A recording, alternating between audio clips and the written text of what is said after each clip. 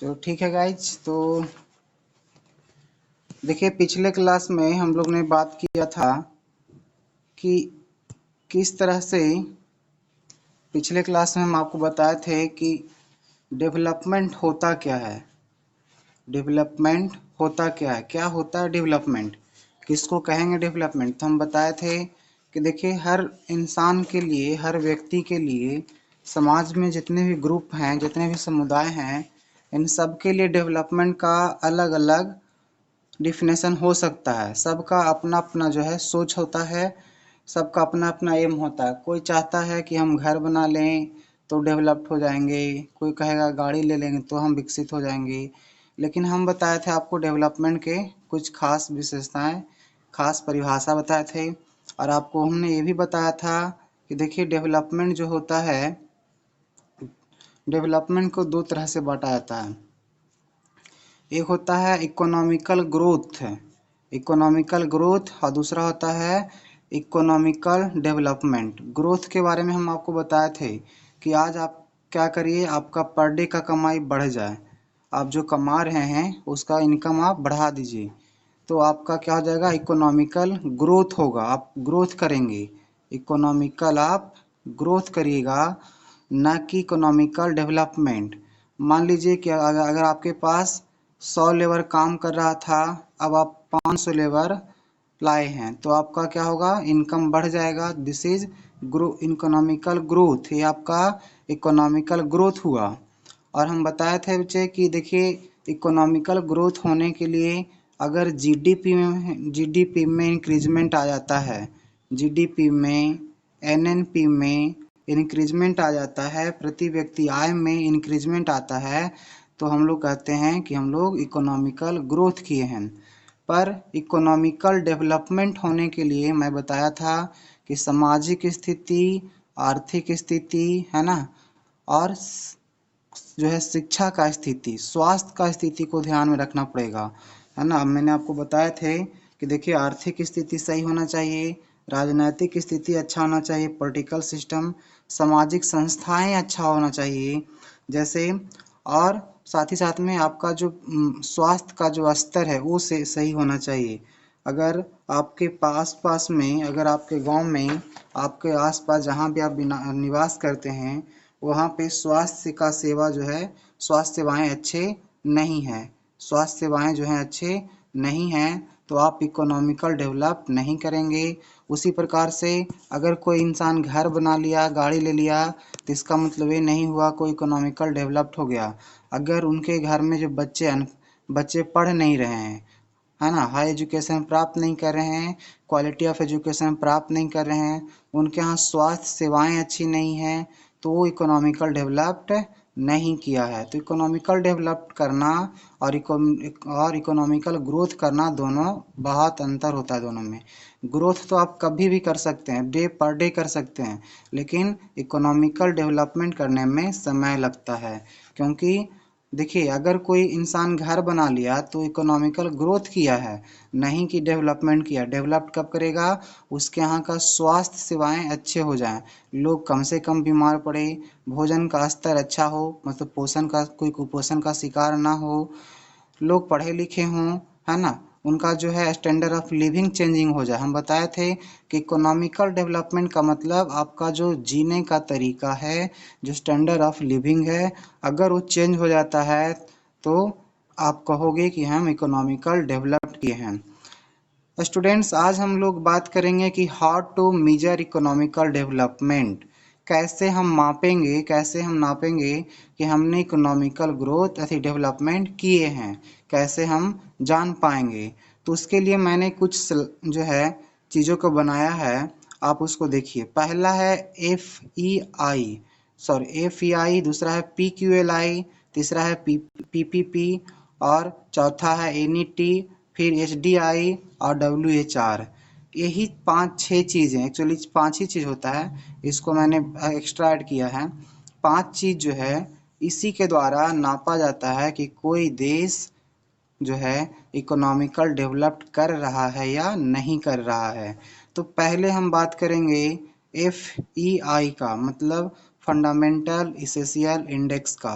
Fundamental इनिशियस index का मतलब क्या हुआ, इसके बारे में देखिए सुनिए। नाम से पता चल रहा है फंडामेंटल इसेंशियल इंडेक्स मतलब आधारभूत चीज जो जीवन के बहुत जरूरी हैं, इसेंशियल आवश्यक, बहुत जरूरी चीज, आधारभूत आवश्यकता प्रत्यागम, हिंदी में इसको बोलते हैं आधारभूत आवश्यकता प्रत्यागम। मतलब वो चीजें जो आपको जरूरी से जरूरी हो, जो चीज आपको जरूरी से जरूरी, जैसे आपको जरूरी से जरूरी क्या है, आपके पास घर होना बहुत जरूरी है, एजुकेशन होना जरूरी है ना, रोटी कपड़ा मकान, अगर ये सब है जो अगर आप जरूरी चीज़ों को पूरा कर सकते हैं, जो जिसके बिना जीवन संभव नहीं है या आपका जीवन जो है सही नहीं चलेगा, that is fundamental initial index. Fundamental चीज़ है ना, कहते हैं दिस इज फंडामेंटल। घर होना फंडामेंटल है, कपड़े होना फंडामेंटल है, रोटी होना फंडामेंटल है।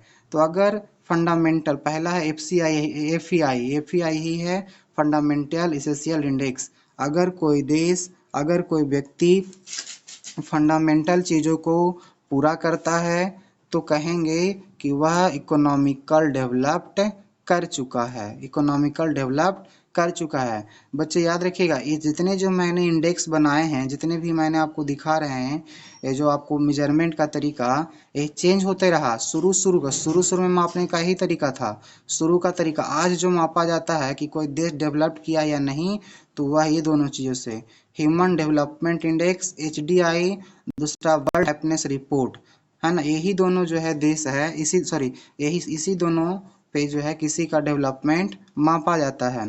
तो पहले पहले जो मेजरमेंट होता था, शुरुआती का जो मेजरमेंट था वह होता था फंडामेंटल इसेंशियल इंडेक्स के आधार पर। अगर कोई देश अपने नागरिक को जो है आधारभूत चीज़ों की पूर्ति करता है, जो जीवन के लिए आवश्यक है उसे पूर्ति करता है, तो माना जाता था कि वह इकोनॉमिकल डेवलप्ड कर चुका है। देखिए कि हम किसी एक व्यक्ति की बात नहीं कर रहे हैं, हम एक देश की बात कर रहे हैं, किसी भी देश का हो सकता है। और याद रखिएगा, हम आपको इसमें बहुत डीपली ले के चले जाएंगे। जैसे हम आपको GDP निकालने के लिए सिखाएंगे, GNP निकालने के लिए सिखाएंगे, है ना, NNP निकालने के लिए सिखाएंगे। तो इकोनॉमिक्स है बच्चे, आपको हर चीज़ को समझना पड़ेगा। अगर एक चीज़ भी आप मिस करेंगे तो आपको ये चैलेंज करते हैं कि फिजिक्स के न्यूमेरिकल से कहीं टफ हो जाएगा। फिजिक्स में इसमें भी जैसे आप फिजिक्स में न्यूमेरिकल बनाते हैं, इसमें भी बहुत सारे न्यूमेरिकल आते हैं, निकालने के लिए आता है GDP NNP, पता नहीं चलता, बहुत सारे आदमी को तो पार होता है ऊपर ऊपर ये क्या होता है। तो आपको ऐसा समस्या ना आए, इसलिए शुरू से ध्यान देते चलिएगा। तो पहला था फंडामेंटल इसेंशियल इंडेक्स। इकोनॉमिक्स को अगर किसी से पूछिए कि SST में सबसे ज़्यादा हार्ड क्या लगेगा, तो कहेगा जो इकोनॉमिक्स बहुत आदमी को तो समझ में नहीं आता। कारण है ना कि उसको सही तरीका से तोड़ के बताया नहीं जाता, इसलिए उसको समझ में नहीं आता है। तो आपके साथ ऐसा ना हो, इससे मेरा प्रयास है कि आप ठीक हो जाएं। तो पहला चीज़ था कि किसी देश को डेवलप्ड किया है या नहीं किया है, कैसे नापेंगे, फंडामेंटल इसेंशियल इंडेक्स के द्वारा। जो उस आधारभूत चीज़ें हैं, अगर कोई देश अपने नागरिकों को पूरा करता है तो माना जाता था कि वो डेवलप्ड किया है। और यह जो कंसेप्ट दिया था, यह कंसेप्ट दिया था विश्व बैंक ने, वर्ल्ड बैंक ने दिया था। इस वर्ल्ड बैंक ने क्या सोचा कि कितना देश डेवलप्ड कर रहा है, कितने देश डेवलपिंग है, कितना देश डेवलप्ड हो चुका है। तो उसने मेजरमेंट किया कि अगर इस आंकड़ा पर खरा उतरता है तो डेवलप्ड होगा, अदरवाइज जो डेवलप्ड नहीं होगा। तो यह जो लागू किया था वह वर्ल्ड बैंक ने लागू किया था। नेक्स्ट है student physical quality of life index. Physical quality of life index को हम लोग PQLI कहते हैं। PQLI physical quality of life index देखिए क्या है, जीवन की भौतिक गुणवत्ता निर्देशांक प्रत्यागम कहते हैं, है ना। याद रखिएगा, इसको जो लागू करने वाला था वह लागू किया था मैरेसियस डेविड मैरिस ने। एक जो था इकोनॉमिस्ट का नाम है, एक अर्थशास्त्री थे मैरिस डेविड मैरिस ने, जो कि ओवरसाइज डेवलपमेंट ऑफ काउंसिल के कहने पर किए थे। एक काउंसिल था जिसका नाम था ओवरसीज डेवलपमेंट काउंसिल। वही काउंसिल कहा कि आप जो है मेजरमेंट करिए कि कितने देश डेवलप्ड है या नहीं है। तो मैरिस डेविड मैरिस ने ओवरसीज डेवलपमेंट ऑफ काउंसिल के कहने पर जो है physical quality of life index का जो है शुरुआत किया। इसमें होता क्या है जो बताते हैं। इसमें सर आपका आवाज सही नहीं आ रहा। आवाज आएगा। इसमें होता क्या है जो समझिए। कहता इस विधि में किसी भी देश के रहन सहन के स्तर यानी आर्थिक विकास की तुलना के लिए के तीन आंकड़ा को देखा जाता है। देखिए इसमें फिजिकल क्वालिटी इंडेक्स में बात समझिएगा। Physical quality of life index में तीन चीज़ों को ध्यान में दिया जाता है। तीन चीज़ों को ध्यान में देखा जाता है। ये तीन चीज़ क्या क्या है सुनिएगा। Physical quality of life index जो है डेविड मैरिस के द्वारा लागू किया गया था ओवरसीज डेवलपमेंट ऑफ काउंसिल के कहने पर। इसमें तीन चीज़ों को नापा जाता है। तीन चीज़ों को जो है इसमें प्राथमिकता दिया गया है। अगर कोई देश तीन चीज़ों पर खरा उतरता है तो कहेंगे कि वो डेवलप्ड है। वो तीन चीज़ क्या क्या है। पहला है बच्चे शिशु मृत्यु दर, इन्फेंट मॉर्टेलिटी रेट, मतलब जो शिशु हैं उनका मृत्यु दर कितना है। कितना शिशु जन्म लेते हैं और जन्म लेने के बाद कितने दिन तक बचते हैं। शिशु मृत्यु दर क्या है। पहला क्या था इन्फेंट मॉर्टेलिटी रेट, शिशु मृत्यु दर। दूसरा है बच्चे वह है एडल्ट्री लिटरेसी रेट, मतलब वयस्क साक्षरता दर। जो एडल्ट हैं, जो वयस्क हैं, जो युवा हैं, वो युवा लोग का एजुकेशन का रेट क्या है, वो कितने पढ़े लिखे हैं। और तीसरा है बच्चे life expectancy rate at one age, मतलब एक साल तक कोई बच्चा जन्म लिया तो एक साल तक कितने बच्चे जो हैं जीवित रहते हैं। इसी तीनों के आधार पर किसी देश को कहा जाता था कि वो डेवलप्ड है या नहीं है। फिर से समझिएगा इसमें तीन बातों को ध्यान दिया गया था physical quality of life index में। पहला था शिशु मृत्यु दर, शिशु मृत्यु दर था, बच्चे का जो मृत्यु दर कितना है। दूसरा था कि जो एडल्ट हैं, जो वयस्क हैं, उनका लिटरेसी रेट कितना है। और तीसरा था कि जो बच्चा है वो 0 से 1 साल तक का जो बचने का जीवित रहने का दर क्या है। और इसी के आधार पर जो है किसी देश को क्या कहा जाता था कि इकोनॉमिकल डेवलप्ड किया है या नहीं किया है। याद रखिएगा ये तीनों जो इंडेक्स था तीनों का एवरेज निकाला जाता था। जो तीन पैमाना मैंने बताया तीनों का एवरेज निकाला जाता था। उसमें अंक हुआ करते थे और वह जो अंक होता था 0 से लेकर के 100 तक। क्या रखेगा physical quality of life index में 0 से 100 अंक मिलता था। देखिए यहाँ से टफ होने वाला है। 0 से लेकर के 100 अंक मिलता था। अब देखिए इसी अंक के आधार पर नंबर के आधार पर पता चलता था कि कोई देश कितना जो है डेवलप्ड किया है। अगर अगर इसमें जो मैक्सिमम वैल्यू कितना होता था 100। अगर किसी को 100 मिला है, 100 मार्क्स मिला किसी देश को तो इसका मतलब बहुत अच्छा है। अगर 0 के आसपास मिला है तो इसका स्थिति खराब है। मतलब 100 की ओर बढ़ना, 100 की ओर बढ़ना अच्छे स्थिति को दिखाएगा और 0 की ओर बढ़ना खराब स्थिति को बताता है। तो याद रखिएगा मैंने आपको 2 इंडेक्स के बारे में बताए हैं। तीसरा है परचेजिंग पावर पैरिटी, इसको पीपीपी कहते हैं। बहुत इंपॉर्टेंट होता है। बहुत हमेशा अगर आप न्यूज़ वगैरह पढ़ते होंगे या सुनते होंगे तो जो कॉमर्शियल जो पेज आता है उस पेज पर हमेशा आते रहता है पीपीपी, परचेजिंग पावर पैरिटी। बहुत इंपॉर्टेंट है। इसको हिंदी में बोलते हैं क्रय शक्ति सिद्धांत, है ना। क्रय शक्ति सिद्धांत इसको कहा जाता है। सॉरी, क्रय शक्ति समता विधि जी, या ये सिद्धांत यही है। देखिए पीपीपी जो है परचेजिंग पावर पैरिटी जो है इसका शुरुआत किया गया था अंतर्राष्ट्रीय मुद्रा कोष के द्वारा 1993 में। 1993 ईस्वी में अंतर्राष्ट्रीय मुद्रा कोष के द्वारा इसका जो है प्रारंभ किया गया।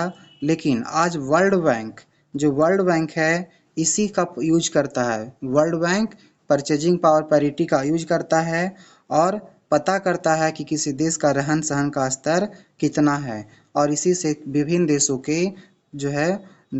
देशों के परचेजिंग पावर पैरिटी के अनुसार से तुलना करता, उसके रहन सहन के स्तर को तुलना किया जाता है। याद रखिएगा परचेजिंग पावर पैरिटी का आज यूज कौन कर रहा है तो वर्ल्ड बैंक कर रहा है। वर्ल्ड बैंक जो है इसको यूज कर रहा है, इसका उपयोग कर रहा है परचेजिंग पावर पैरिटी का, है ना। लेकिन शुरुआत किसने किया था, तो शुरुआत हुआ था 1993 में, 1993 ईस्वी में जो किया गया था, किसके द्वारा, अंतर्राष्ट्रीय मुद्रा कोष के द्वारा किया गया था। देखिए और याद रखिएगा, आपको ये भी मालूम होगा कि जो भारत है, जो इंडिया है, वह इंडिया वर्ल्ड का तीसरा सबसे बड़ा इकोनॉमिक्स है ना, तीसरा सबसे बड़ा इकोनॉमिक्स है। तो आपको मालूम होगा कि जो भारत है वह अर्थव्यवस्था की दृष्टि से तीसरा सबसे बड़ी अर्थव्यवस्था, भारत का अर्थव्यवस्था सबसे बड़ा अर्थव्यवस्था है, तीसरा तीसरा सबसे बड़ा है।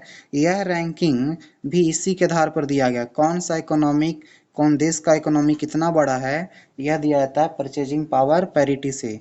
और हम लोग को ये जो दिया गया 2012 में एक रिपोर्ट किया गया था, बात समझिएगा, 2012 में परचेजिंग पावर पैरिटी से एक रिपोर्ट बनाया गया और 2014 ईस्वी में कहा गया कि भारत जो है वर्ल्ड का बड़ी अर्थव्यवस्था है, तीसरा सबसे बड़ी अर्थव्यवस्था है।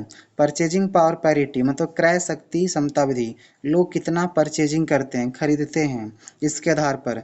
देखो ये बहुत इंपॉर्टेंट क्वेश्चन है, बहुत इंपॉर्टेंट है कि इंडिया जो है वर्ल्ड का तीसरा सबसे बड़ा इकोनॉमिक्स है, किस रिपोर्ट के आधार पर कहा गया था, रिपोर्ट कब हुआ जो है तैयार किया गया था, तो याद रखिएगा ये रिपोर्ट जो है आया था 2014 में, लेकिन सर्वे किया गया था 2012 में, मतलब 2 साल के बाद जो है पता चला, परचेजिंग पावर पैरिटी के हिसाब से, पीपीपी के हिसाब से। ओके, तीसरा है नेट इकोनॉमिकल वेलफेयर।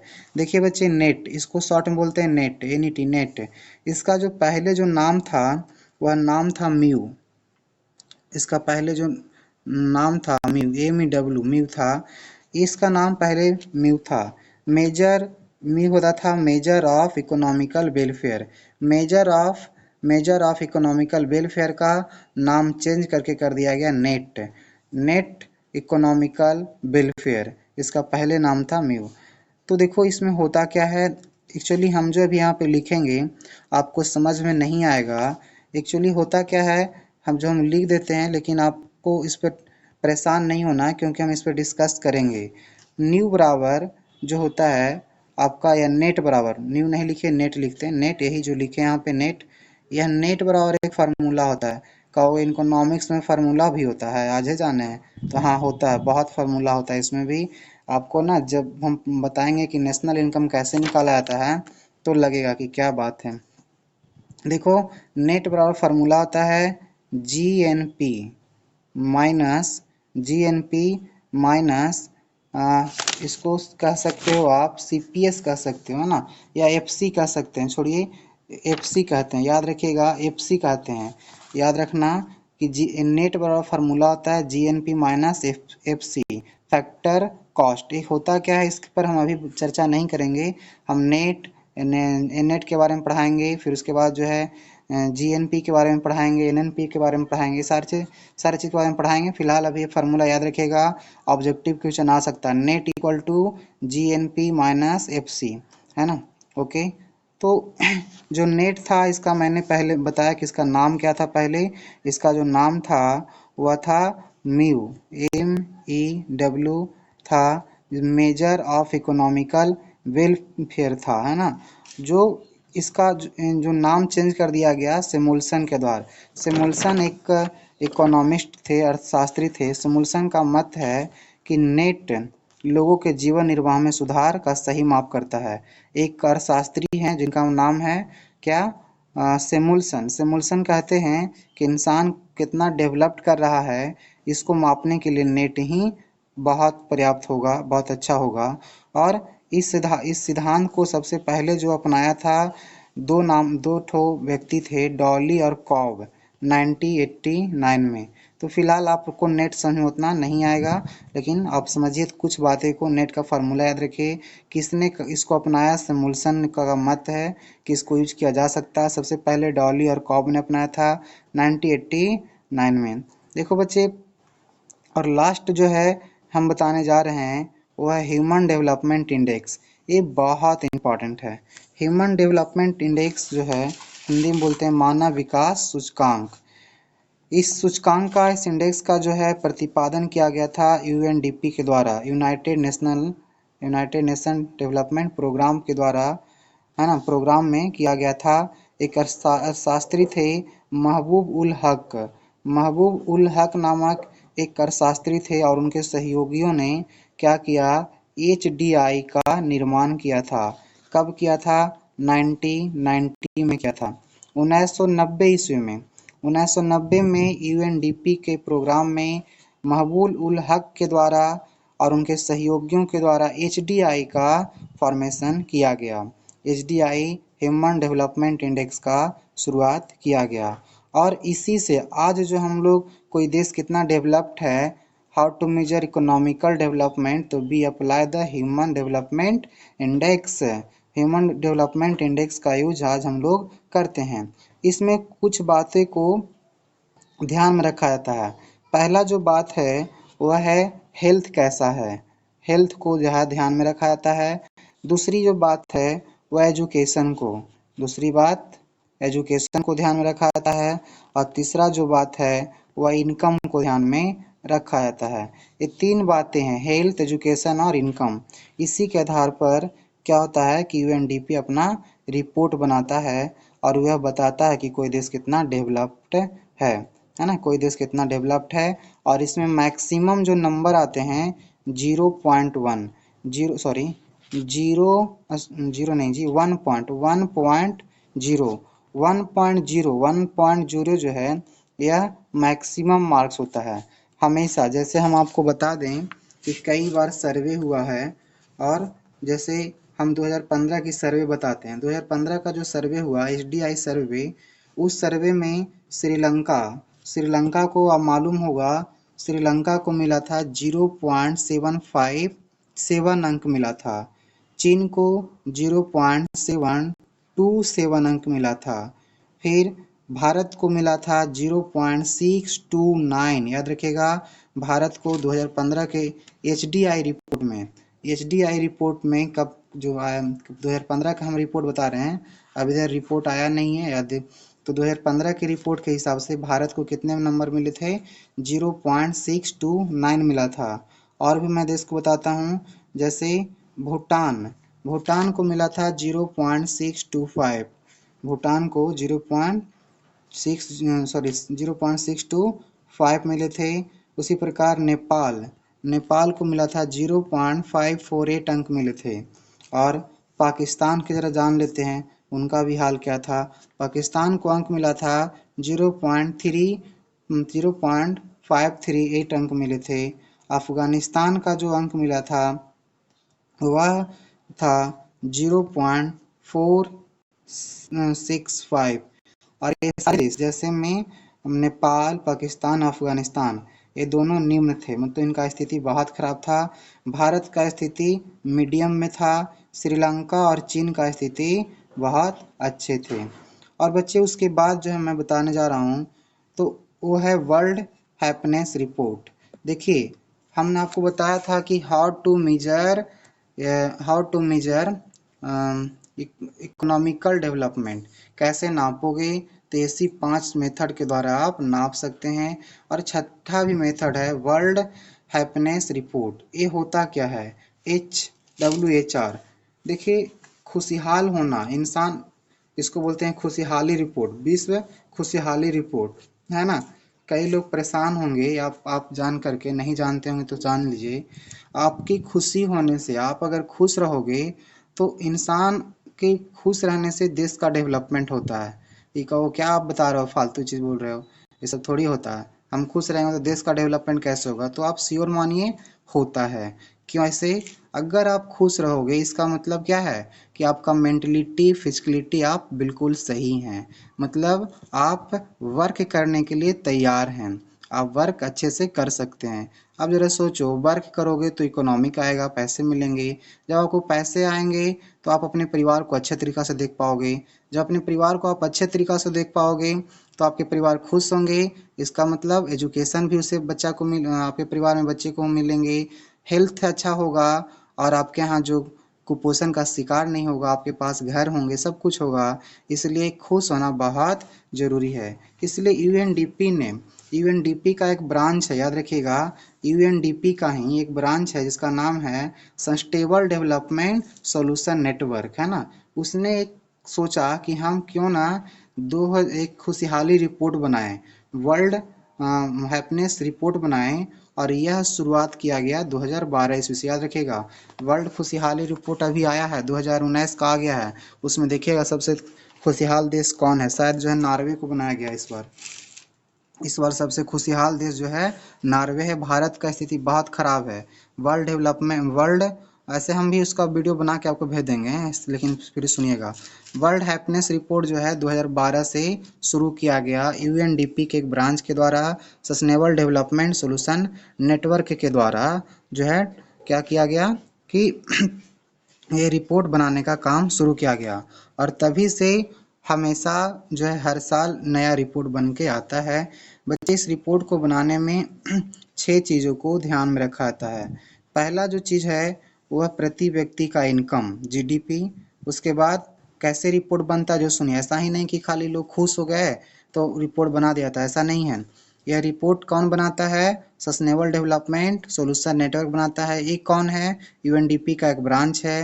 ये जो है कब से बनना शुरू हुआ? 2012 से बनना शुरू हुआ, है ना।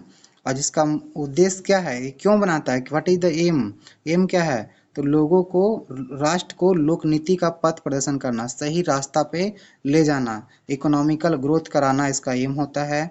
और यह रिपोर्ट बनाने के लिए 6 चीज़ों को ध्यान में रखा जाता है। पहला है बच्चे, सॉरी, पहला जो है वह ध्यान में रखा जाता है प्रति व्यक्ति इनकम। पर प्रति व्यक्ति इनकम क्या है, प्रति व्यक्ति आय क्या है, और जीडीपी को, जीडीपी आप मतलब हम समझाएंगे, जीडीपी को ध्यान में रखा जाता है। दूसरा है सोशल हेल्प, आप समाज को कितना सहयोग करते हैं, आप समाज को कितना सहयोग करते हैं, है ना। हम लोग सोचते हैं ना कि समाज को सहयोग करने से क्या होगा, तो होता है हमारा देश इम्प्रूव करता है, हमारा देश आगे बढ़ता है। तो सामाजिक सहयोग दूसरा फैक्टर होता है बच्चे। तीसरा फैक्टर है वह है स्वास्थ्य जीवन प्रत्याशा, मतलब स्वास्थ्य, आप कितने लोग स्वस्थ हैं, कितने अच्छे से लोग यहाँ स्वस्थ हैं, कितने लोग बीमार की स्थिति में हैं,